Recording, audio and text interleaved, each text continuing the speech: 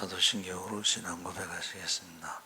전능하사 천지를 만드신 하나님 아버지를 내가 믿사오니 그 외아들 우리 주 예수 그리스도를 믿사오니 이는 성령으로 잉태하사 동정녀 마리아에게 나시고 본디오 빌라도에게 고난을 받으사 십자가에 못 박혀 죽으시고 장사한 지 사흘 만에 죽은 자 가운데서 다시 살아나시며 하늘에 오르사 전능하신 하나님 우편에 앉아 계시다가 저희로서 산자와 죽은 자를 심판하러 오시리라. 성령을 믿사오며 거룩한 공예와 성도가 서로 교통하는 것과 죄를 사하여 주시는 것과 몸이 다시 사는 것과 영원히 사는 것을 믿사옵나이다. 아멘. 찬송가 320장 찬송하시겠습니다.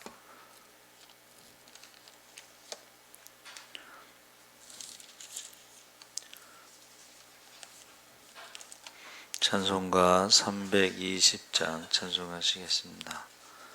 나의 죄를 정케 하사 주의 일꾼 삼으신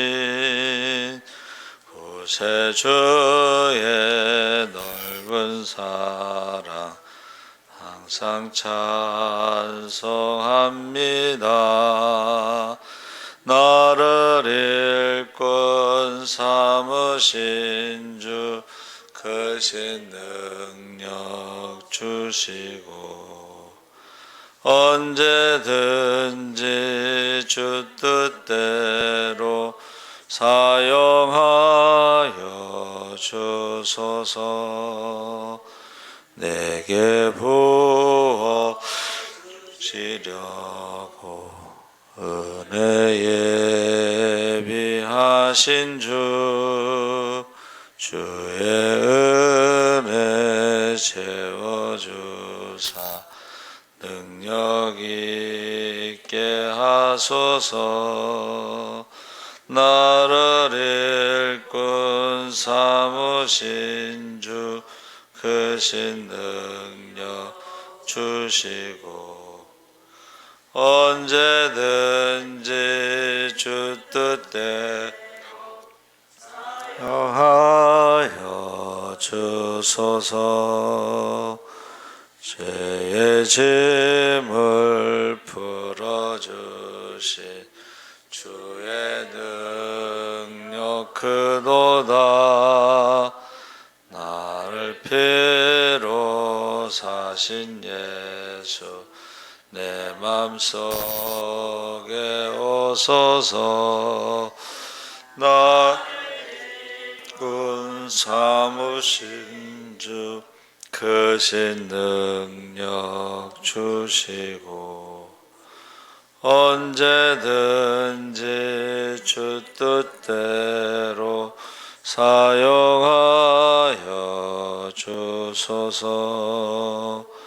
주여 내게 성령으로 충만하게 채우사 생명수가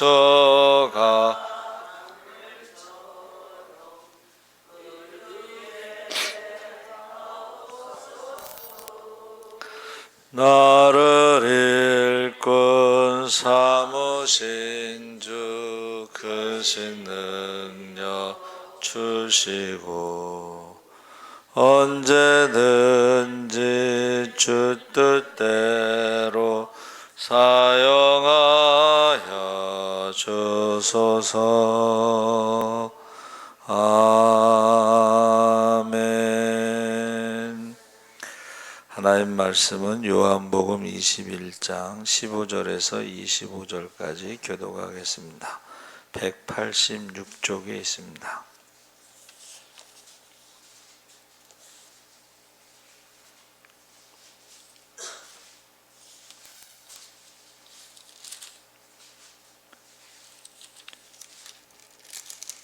요한복음 21장 15절에서 25절까지 교독하겠습니다.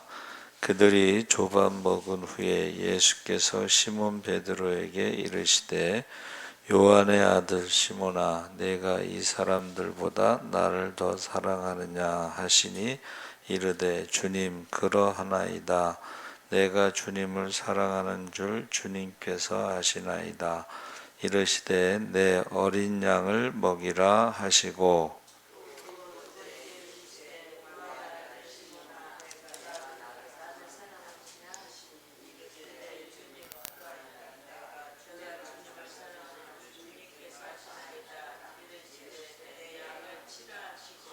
세 번째 이르시되 요한의 아들 시몬아 내가 나를 사랑하느냐 하시니 주께서 세 번째 내가 나를 사랑하느냐 하심으로 베드로가 근심하여 이르되 주님 모든 것을 아시오매 내가 주님을 사랑하는 줄을 주님께서 아시나이다. 예수께서 이르시되 내 양을 먹이라.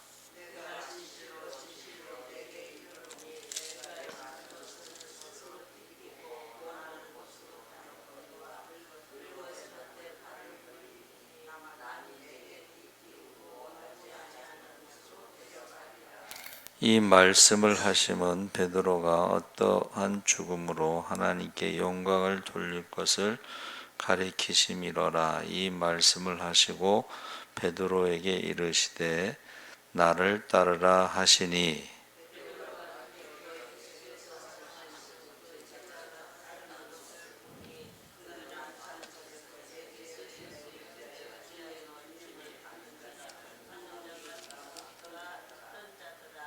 이에 베드로가 그를 보고 예수께 여짜오되 주님 이 사람은 어떻게 되겠사옵나이까?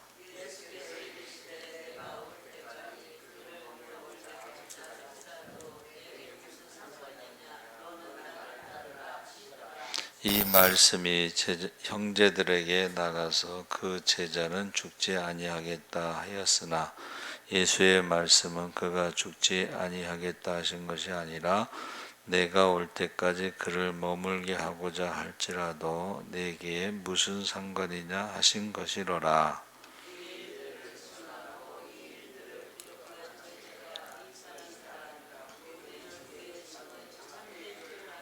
함께 읽겠습니다. 예수께서 행하신 일이 이외에도 많으니 만일 낱낱이 기록된다면 이 세상이라도 그 기록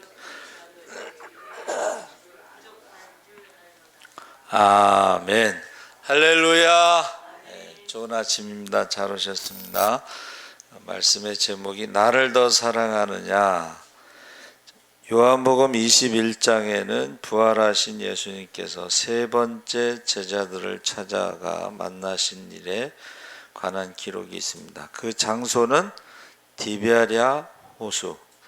사도 요한이 요한복음에서 갈릴리 바다 또는 호수를 디베랴 호수라고 기록한 이유가 있습니다. 디베랴는 갈릴리 호수 남서쪽에 위치한 연안 도시. 근데 그 도시의 이름은 주 25년에 당시 갈릴리의 분봉왕이었던 헤롯 안티파스가 로마 황제 티베리우스의 이름을 따 건설한 도시입니다. 그러니까 디베랴는 문자 그대로 황제의 도시, 세속적인 가치관이 지배하는 욕망의 도시. 로마의 지배 계층들은 디베랴에 붙어있는 호수를 갈릴리 호수라고 부르지 않고 디베랴 호수라고 불렀습니다. 그래서 황제의 호수, 욕망의 호수. 유대인들에게 왜 이 호수를 갈릴리 호수라고 기록하지 않고 욕망의 호수라고 불렀을까? 그 이유는 예수님께서 십자가에 달리시기 전에 제자들에게 하셨던 말씀, 내가 살아난 후에 너희보다 먼저 갈릴리로 가리라. 그래서 마태복음 26장 32절에 제자들이 온전히 이것을 기억하지 못했기 때문이다.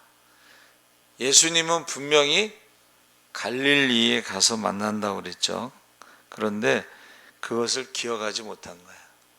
그래서 디베랴라고 이렇게 부르게 된 것입니다.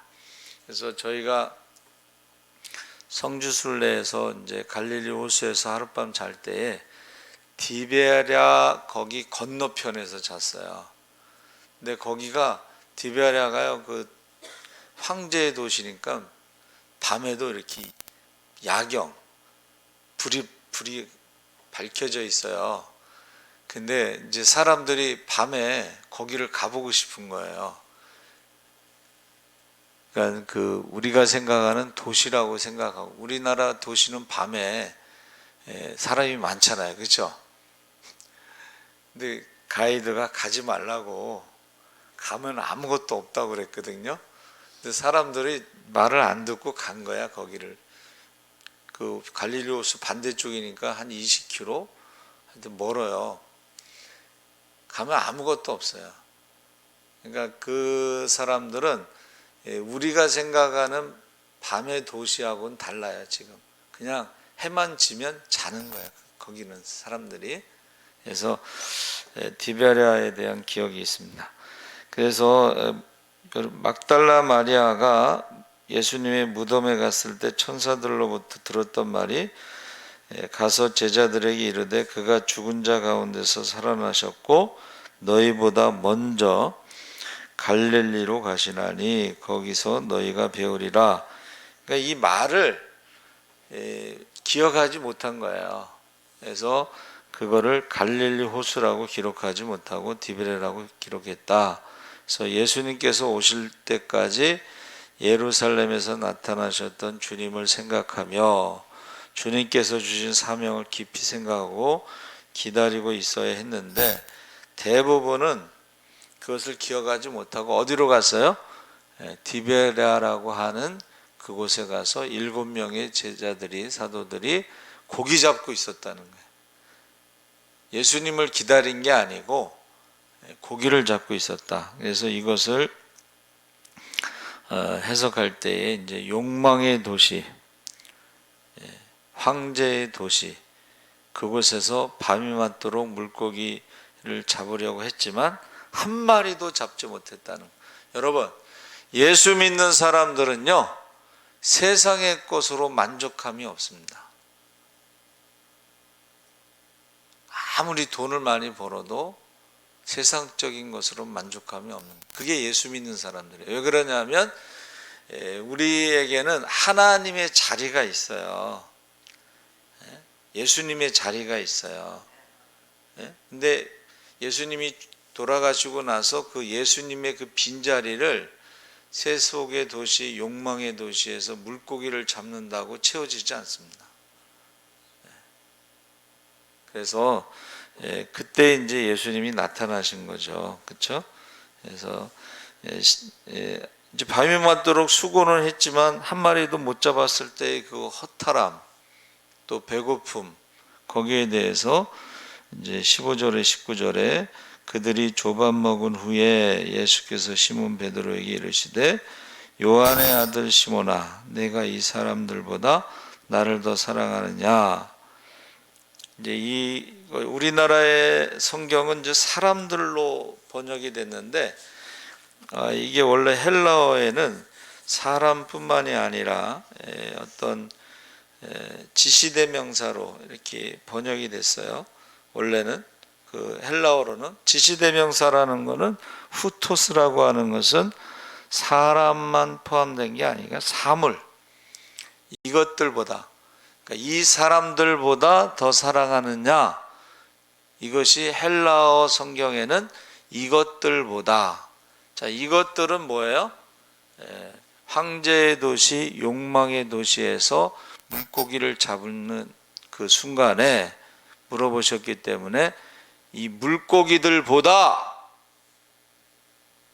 세상의 물질보다 나를 더 사랑하느냐 하고 물어보셨다는 거예요.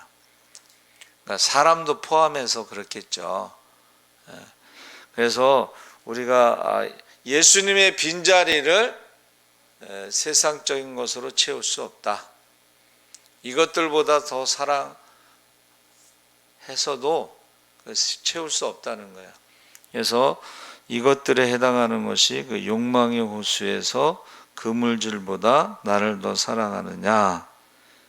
한번 하나님의 부르심을 받은 사람들은요, 세상적인 것에 그 채울 수가 없어요. 우리가 아무리 세상에 모든 것을 다 갖는다 해도 하나님의 빈자리를 채울 수가 없습니다. 이제 우리 흔히 이제 부모님이 돌아가셨을 때에, 어머니가 돌아가셨을 때에 그 어머니의 빈자리를 채울 수가 없어요. 물론 이제 이삭은 그 사라가 죽은 후에 3년상 지나고 이제 리브가를 아내로 맞이하면서 그 어머니의 빈자리를 그 리브가로 채울 어느 정도는 채워지겠죠. 그렇죠? 그러나 어머니하고 그 리브가 아내하고는 그게 같을 수가 없죠. 채워지지가 않습니다. 그렇죠? 그래서 하나님의 빈자리, 예수님의 빈자리, 그 부모님의 빈자리는 다른 것으로 채워지지 않는다는 것을 알 수가 있습니다. 그래서 이것들 보다가 굉장히 중요한 질문이고, 그 다음에 3번씩 질문했잖아요. 근데 여기서 헬라어로는 아가페, 조건 없는 사랑으로 이렇게 질문을 하셨어요. 근데 베드로는 계속 필리아, 형제의 사랑으로 대답을 했습니다. 그러니까 지금까지는 성령 받기 전이기 때문에 조건 없는 사랑은 그가 할 수도 없었고 알지도 못했겠죠. 그래서 왜 3번 물어봤느냐 이제 해석할 때에 베드로가 3번 부인했잖아요. 그러니까 3번 부인한 것에 대한 트라우마, 상처나 아니면 어떤 두려움, 불안, 자기가 내가 죽을지라도 나는 예수님을 떠나지 않겠습니다. 다른 사람은 다 버리고 떠날지라도, 이렇게 비교하면서 자랑하면서 자신만만했던 그 실패에 대해서 그가 상처가 있기 때문에 불안한 거예요. 근심하는 거예요. 후회스러운 거예요. 근데 예수님께서 그 상처를 치료하기 위해서 3번 물어봤다, 이렇게 말하기도 합니다. 그리고 첫 번째에 물어본 것에 그 내 양을 먹이라는 것이요, 어린 양을 먹이라. 그 양이 어린 양을 말하는 거야. 그래서 제가 전도사 때에 교회 학교를 7년 했는데 그때 나온 잡지가 어린 양이라는 잡지가 있어요. 그러니까 그때만 해도 교회 학교 학생들에 대한 그 어떤 목회를, 어떤 부흥에 대해서, 전도에 대해서 그런 게 좀 굉장히 열심이었잖아요. 저희 때가 그 이제 베이비 붐 세대라고 그래서 저기 아이들이 많았어요. 그렇죠? 일단은 아이들이 많아가지고 교회 학교 학생이 한 200명 정도 됐어요. 그리고 그 200명 중에 그래서 교사가 부족하잖아요. 항상 교회 여름 성경학교 하면 또 더 많이 모이기 때문에 교사가 부족해요. 그럼 저는 고등학교 때 보조교사 보조교사, 고등학생 때 보조교사를 했던 기억이 있습니다. 그러니까 아이들에 대한 그런 게 있어요. 어린 양에 대한. 그래서 제가 처음 전도사가 됐을 때 그 교사가 저한테, 전도사님, 아이들의 이름을 빨리 외우세요. 그래가지고 그 아이들의 이름을 100명이고 200명이고 외워가지고 이름을 부르면서 기도하고, 저희 그 집사님은 이제 오산고등학교 선생님 하시는데 첫 번째 담임이 되었을 때에 자기 반 아이들의 이름을 부르면서 기도했다. 그 얘기를 이제 들은 적이 있어요. 그러니까 저와 여러분이 이름을 부르면서 기도하라는 것이 굉장히 중요한 거예요.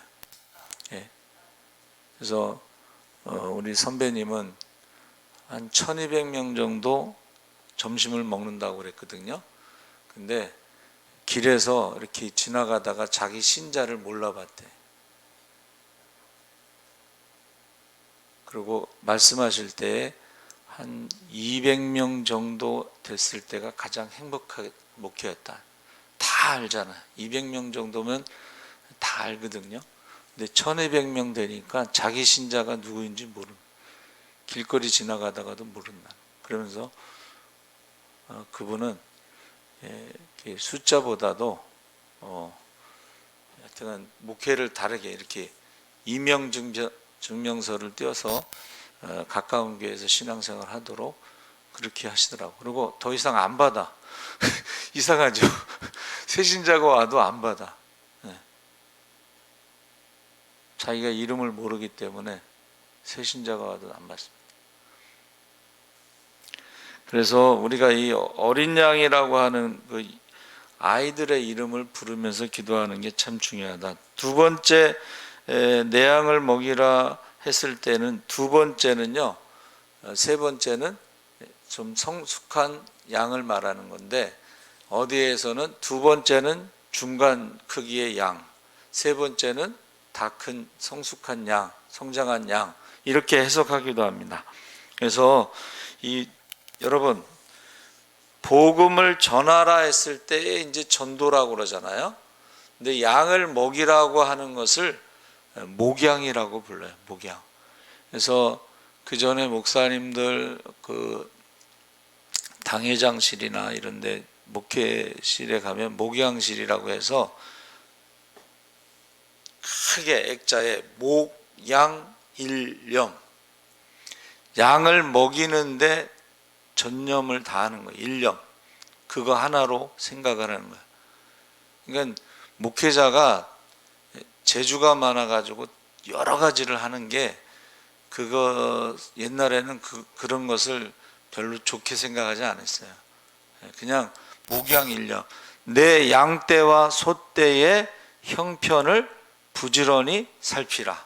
할렐루야. 그러니까 먹이라고 하는 것이 이게 말씀을 먹이는 거잖아요. 그렇죠? 그래서 사실은 오순절에 성령 받고 나서 교회가 갑자기 급성장했죠. 3,000명, 5,000명 막 세례 받을 때에 구제하는 일이 이제 원망과 불평이 있으니까는 7집사를 세워서 구제하는 거, 돌보는 거는 집사에게 맡기고, 사도들은 기도와 말씀 전하는 일에 전무한다. 할렐루야. 그래서 저도 요즘에 와서 또 이렇게 말씀을 준비하면서 좀 많이 달라졌어요. 왜냐하면 그전에는 이제 뭐 이렇게 많이 찾아보고 뭐 이러면서 세상적인 예화도 많고 막 그랬는데, 요즘에 와서는 성경 본문을 요한복음 21장 그러면 전체를 가지고 이제 말씀을 준비하는 그런 것으로 지금 바뀌었습니다. 그래서 지금 주님이 계속해서 어떻게 해요? 베드로에게 다시 기회를 주고 그를 회복시켜 주시고, 그리고 그가 해야 할 일에 대해서 지금 말씀하시는 거예요. 그럴 때에 20절에 베드로가 돌이켜 예수께서 사랑하시는 그 제자가 따르는 것을 보니, 자, 사랑하시는 제자는 요한입니다. 요한복음을 기록한 요한인데, 왜 물어봤느냐 이거예요. 예? 왜? 베드로가 그를 보고 예수께 여짜오되 주님, 이 사람은 어떻게 되겠사옵나이까? 예수께서 이르시되 내가 올 때까지 그를 머물고자 하고자 할지라도 내게 무슨 상관이냐? 너는 나를 따르라 하시더라. 왜 물어봤느냐? 베드로가 이제 내가 젊어서는 내 마음대로 다녀도 나이 들어서는 내 마음대로 다니지 않고 이렇게 어떻게 순교할 것에 대해서 말씀하셨습니다. 그럴 때에 요한에 대해서 왜 물어봤느냐? 베드로, 야고보, 요한은 12 제자 중에 핵심 멤버로 변화산에도 올라간 사람들이잖아요. 그렇죠?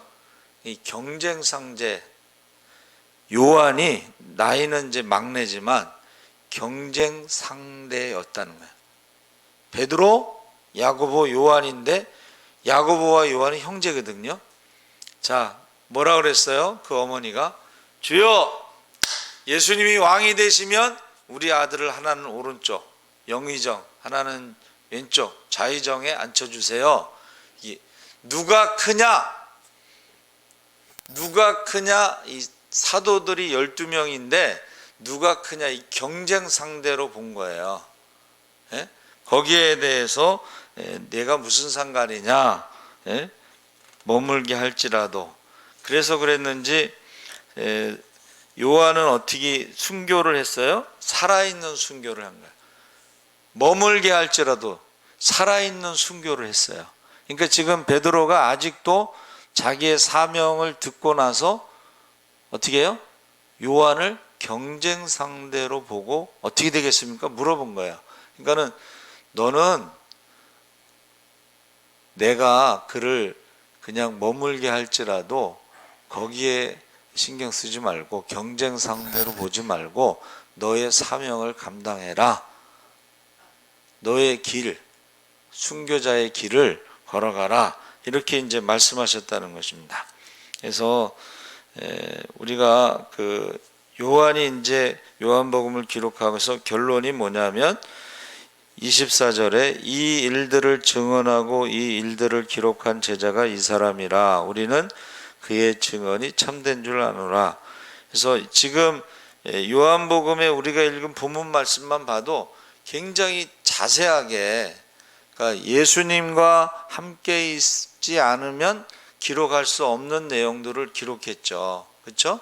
그래서 증인이 참된 줄 아노라 하면서 이 외에도 많으니 만일 낱낱이 기록된다면 이 세상이라도 기록된 책을 두기에 부족할 줄 아노라. 해서 예수님이 복음서에 보면 많은 일이 기록되어 있는데 이제 말씀 사역도 있고 그 다음에 치료, 병든 자를 고치는 일도 있고, 그렇죠? 근데 보세요. 아침부터 저녁까지 환자들을 치료했는데 그 치료한 사람들의 이름과 그 병을 기록하려면 매일 그렇게 했다면 얼마나 많겠어요. 그렇죠? 그러니까는 이게 과장법이긴 하지만은 예수님의 3년의 공생의 기간 동안에 정말 많은 일들을 하셨다. 그래서 저희 나라에도 그 최걸룡 목사님 예수천당 불신지옥 외치는 분이 1년에 한 번씩 총회를 할 때 보고를 하잖아요. 최걸룡 목사님이 행한 기적, 나타난 기적을 다 보고할 수가 없다고. 총회 기간에 시간이 제한돼 있잖아요. 근데 그거를 어떻게 다 보고를 하겠어요? 며칠을 보고. 우리가 전도 여행 갔다 와서도 전도 보고를 하잖아요. 이제 십자군 전도대에서 이제 각 지역으로 흩어졌다가 모였을 때 전도 보고를 해요. 이제 전도 보고 하라 그러면 한 사람이 전도 보고하면 끝이 안 나. 예? 그러면 그 다음 사람하고 이렇게 하면 시간이요, 이게 안 돼요. 그래서 나중에는 이렇게 얘기해. 한 가지씩만 하라고. 전도 보고. 여러분, 저와 여러분이 하나님 앞에 갔을 때 전도 보고를 하는데 너무 전도한 게 많아서 기적이 많이 일어나가지고 그거 다 보고할 수 없으니까 한 가지만 보고하라고.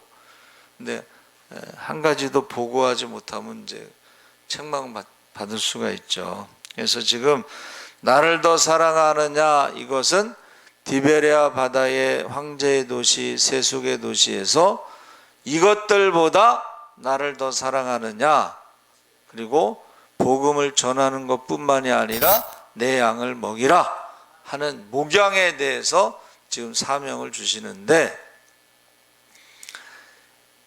목양이라는 것은 양에만 관심을 두는 것이지 이 세상의 어떤 기준으로 교회를 얼마나 크게 지을까 뭐 이런 데 관심을 두는 게 아니에요. 성경에도 뭐라고 돼 있어요? 다듬은 돌로 제단을 쌓지 마라. 그게 뭐예요? 성전이 우상시 될 수 있기 때문에 성전을 아름답게 꾸미지 마라. 성전을 크게 짓지 마라. 근데 이제 성전을 크게 진 사람이 대표적으로 누구예요? 솔로몬이죠. 솔로몬. 성전이 우상이 됐잖아요. 그렇죠? 말씀대로 안 한 거야. 이게 사실은 솔로몬이 성전을 지을 때 아름답게 꾸미거나 크게 짓고 이런 것이, 한국 교회가 지금 솔로몬 성전을 짓고 바벨탑 성전을 져서 사람들을 모으려고, 자기 이름을 드러내려고 그렇게 하는데 그 성경적이지 않습니다. 여러분, 우리가 자랑하잖아요. 뭘 자랑해요? 교회 크기 자랑하고 성전 크기 자랑하고 몇만 평, 그거 자랑하죠. 그래서 대전 중문교회 장경동 목사님이 우리나라에서 제일 큰 성전을 지으려고 뭐 이렇게 한다고 그러는데 코로나가 왔어요.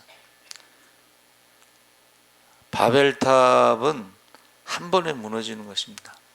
사람을 모아서 자기 이름을 드러내고자 할 때는 한 방에 무너지는 거예요. 그래서 여러분, 나를 사랑하느냐? 그게 목회의 그 어떤 목회를 하는 이유예요. 예수님을 사랑하기 때문에 순종하는 것이 목회의 그 원칙이고, 그리고 내 양을 먹이라는 것은 양에게 관심을 갖고 거기 일념, 목양 일념을 해야지, 양에게는 관심이 없고 양들이 사는 그곳에만 관심이 있으면 뭐 하겠어? 양은 한 마리도 없고 그것만 크게 지면 뭐 하겠어? 그래서 예수님께서 물어보시는 게, 여러분, 예수님이 지금 여러분에게 물어보시는 거예요. 나를 더 사랑하느냐? 이것들보다, 세상의 도시에, 욕망의 도시에 이것들보다 나를 더 사랑하느냐? 세상의 돈보다 나를 더 사랑하느냐? 두 번째는